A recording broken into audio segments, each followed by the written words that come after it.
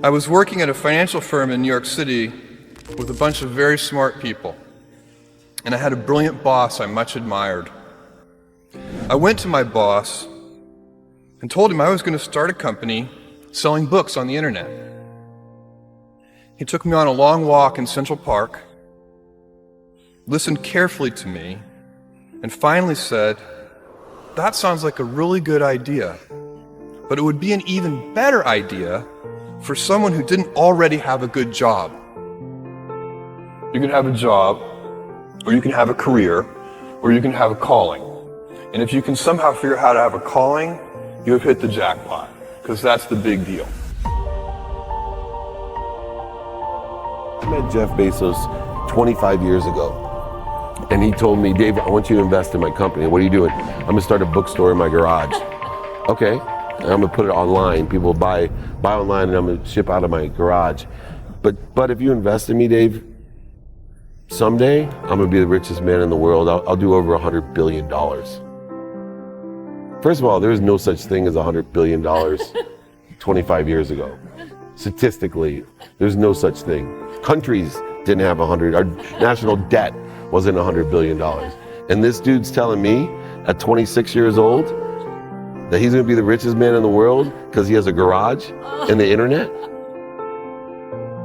That was his truth. No, but he did not know it, and neither did I. But the difference between him and I is I was laughing, scoffing, and jesting at him, and he was already applauding himself, going, at the right way, at the perfect time, I'm gonna make as much as I can as quickly. And I'm sitting there going, there's no way this is gonna be a big business. Do something you're very passionate about, and don't try to chase what is kind of the hot passion of the day. Seen in that light, it really was a difficult choice. But ultimately, I decided I had to give it a shot. I didn't think I'd regret trying and failing. And I suspected I would always be haunted by a decision to not try at all. After much consideration, I took the less safe path to follow my passion, and I'm proud of that choice. As a young boy, I had been a garage inventor. I'd invented an automatic gate closer out of cement-filled tires, a solar cooker that didn't work very well out of an umbrella and aluminum foil, baking pan alarms to entrap my siblings. I'd always wanted to be an inventor, and she wanted me to follow my passion. There's a military phrase that I especially love, and it says, "Slow is smooth and smooth is fast." And I have seen that in every endeavor I've ever been in. That's the kind of thing that really allows you to make progress. You know, you get certain gifts in life and you want to take advantage of those, but I guess my advice on adversity and success would be to be proud not of your gifts, but of your hard work and your choices. So, you may be, the kinds of gifts you get in life, you might be really good at math. It might be really easy for you. That's a kind of gift. But practicing that math and taking it to the next step, that could be very challenging and hard, and take a lot of sweat. That's a choice. You can't really be proud of your gifts because they were given to you. You can be grateful for them and thankful for them. But your choices, you choose to work hard. You choose to do hard things. Those are choices that you can be proud of. You can choose. We all get to choose our life stories, and it's the choices that define us, not our gifts. Everybody in this room has many gifts. I have many gifts. You can never be proud of your gifts because they're gifts. They were given to you. You might be tall, or you might be really good at math, or you might be extremely beautiful or handsome, or there are many gifts, and you can only be proud really of your choices because those are the things that you are acting on. And one of the most important choices that each of us has, and you know this just as well as I do, is you can choose a life of ease and comfort, or you can choose a life of service and adventure.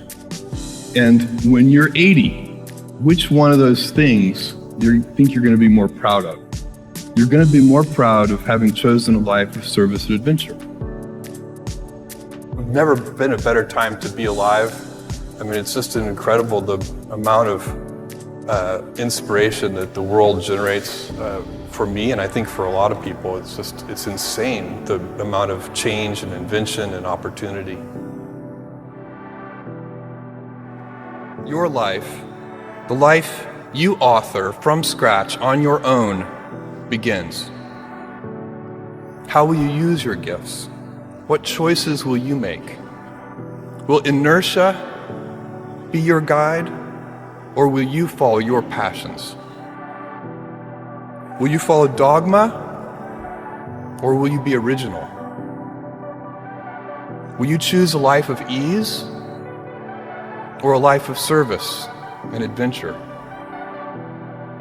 Will you wilt under criticism, or will you follow your convictions? Will you bluff it out when you're wrong, or will you apologize? Will you guard your heart against rejection, or will you act when you fall in love? Will you play it safe, or will you be a little bit swashbuckling? When it's tough, will you give up, or will you be relentless? Will you be a cynic, or will you be a builder?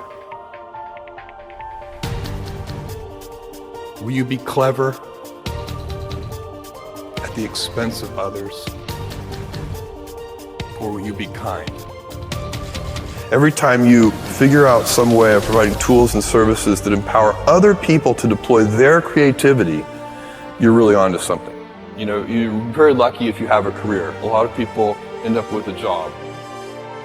If you don't love your work, you're never going to be great at it. Jules Verne, Mark Twain, Galileo, Newton, all the curious from the ages would have wanted to be alive, most of all, right now.